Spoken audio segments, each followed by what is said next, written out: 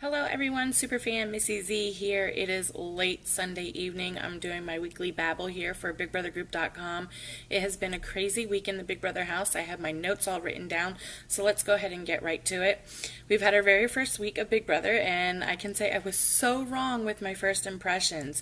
Both Aaron and Gina Marie have had statements from their employers that they are no longer employed, and Spencer's employment has also made a statement saying that they do not condone what he has been saying or has said, and that he is on leave at this point in time. So kudos to them for already losing their jobs pretty much within the first week of Big Brother.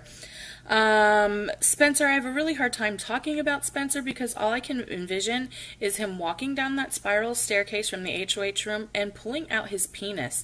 Who does that? What is up with these couples hooking up in week one? We have Aaron and David, 10-day showmance, Caitlin and Jeremy, and McCrae and Amanda. Three showmances all in 1 week. Speaking of the pizza boy, McCrae and Amanda, I don't know who's playing who. They're like, I actually like them together, up in the HOH room, week one. Lots of kissing going on underneath the covers there. Not so much going on underneath the sheets, I don't think. I think it's all like kissy-kissy. But what I do want to talk about is Jeremy and Caitlin. They make me sick, especially because she always looks up at the camera when they're done doing whatever they're doing under the sheets and says, "I'm so sorry, Dad." Again, who does that? They know the cameras are on and they laugh all the time, but they keep hooking up no matter what. Jeremy is a real jerk. I mean, he's a total jerk. I love a bad boy. I love cocky and arrogance. But when you say all women wish that they were in your position right now, he is totally heartless when it comes to Caitlyn. And I think that they're both playing each other. I don't think that there's real feelings there. The house is definitely divided. The moving company was loyal, and they're very strong the first week, but I do see them turning on each other soon because Candace is putting everything together one by one by one, and I think that she's figuring out the moving company. So it's just time. I don't think that the moving company's alliance is going to stay strong. I think that it is going to disperse, and it's all going to be in a matter of time. And I'm not talking weeks down the road. I think within the next 2 weeks. Alyssa was our first MVP. She told McCrae, and that is something that I would not have done. I don't think that was a smart idea, but she did because she thought it would work to her advantage, and it did work to her advantage because she was safe last week, and David was voted out. But the reason that I believe Alyssa was safe wasn't because she told McCrae that she was the MVP. I believe that's all Nick's doing because Nick is playing an amazing game at this point in time. He's playing his alliance, he's playing other members, and nothing's pointing back at him. It's all going to everyone else. So I think Nick is playing a great game. He's playing a game like Dan, even though you can't compare him to him or Dr. Will. But I think right now, Nick is playing the best game.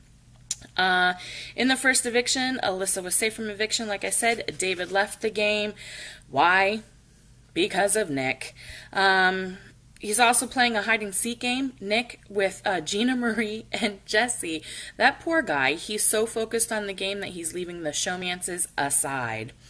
Aaron becomes the second HOH, all because of the stupid competition that they had in pairs. I did not like the competition. I liked the competition itself. I don't like the fact that they put them in pairs and then they had to decide who was this week's HOH. Well, Jeremy and Aaron won, or did they win? Because I heard that they were cheating. Did they cheat? I think that they did. I don't know what you guys think. I think that they did. I heard that they gave them a penalty. They gave them a penalty nomination in time, but that's still cheating. Well, we all know that Erin is now the new HOH, and what does she do? She nominates Helen and Alyssa for eviction. We saw that coming. She also makes them have-nots. But look out, because Alyssa's the MVP once again this week because of Brunchel's Army and all her other fans out there. It's not just Brunchel's Army. Alyssa takes her MVP status and she nominates Jeremy for eviction. I'm kind of glad, but Jeremy's so cocky and he's so arrogant, but yet he pulls off the POV. He is now the POV winner, so he will definitely be taking himself off the block. Andy is definitely playing all sides of the game. He can't keep a secret to save his soul. He takes one conversation, turns around, and goes and tells someone else. Everybody stop talking to Andy. Then again, He pops up everywhere. He's like a mole.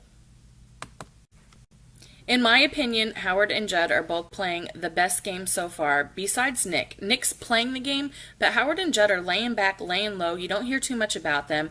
I think that it's working to his advantage, to both of their advantage. I love how Howard was not blind to all the racial and homophobic comments, and we saw that tonight on tonight's episode of Big Brother. And yes, I am doing this on Sunday evening.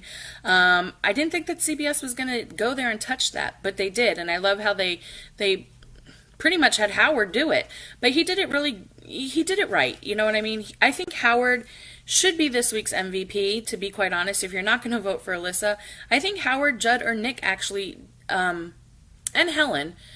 Yeah, I'm pretty much all team those. You should vote for him for MVP. I think that Howard deserves it, especially because of listening to all the comments being made. I don't know. I like Howard. I think that he's going to go far in this game. I do realize that there are petitions out there towards all the comments that are being made. Listen, no petition is going to stop them from making those comments. Karma is what will stop them. And karma has definitely bit them in the ass, and they're going to find out once they get out of the house that karma is the bitch. Will Alyssa be saved this week? Will Helen be saved this week? Will Jeremy or whoever they put up in his place, because that hasn't happened yet, be saved this week? I don't know. I think that Helen and Alyssa, they balance out the good and the bad. Is there such a thing as good and bad in the Big Brother house? I don't know. But, they bring entertainment. And that's one thing, that's been happening with everything that's been said. At least the first week of feed watching has been very entertaining. If you don't have the feeds, definitely watch them, because you never know what's happening. It's crazy. What they show you on TV is not how it is when you're watching the live feeds. You see so much more. You definitely have to have the live feeds. I mean, that's all there is to it. I'm definitely getting tired. It's pretty late, as you can tell on my clock there. It's 12:15 at night, but I'm having so much fun because I'm, talking Big Brother with you guys. Speaking of talking Big Brother with you guys, don't forget to join myself and my co-host Spicy every Wednesday night on Blog Talk Radio, immediately following the airing of Big Brother on the East Coast. We are not switching to Thursday nights. We are staying on Wednesday nights, even though Eviction is now changed to Thursday evenings. Make a mental note. And every Monday you can catch me and Princess Glammy doing Afternoon Cup of Tea, where we will be taking your calls as well and discussing your thoughts in the game, your thoughts and opinions about what's happening in the house, and who you're liking and who you're not liking. Big Brother Eviction, like I said, will be this Thursday, and I want to thank you guys for watching. Until next time.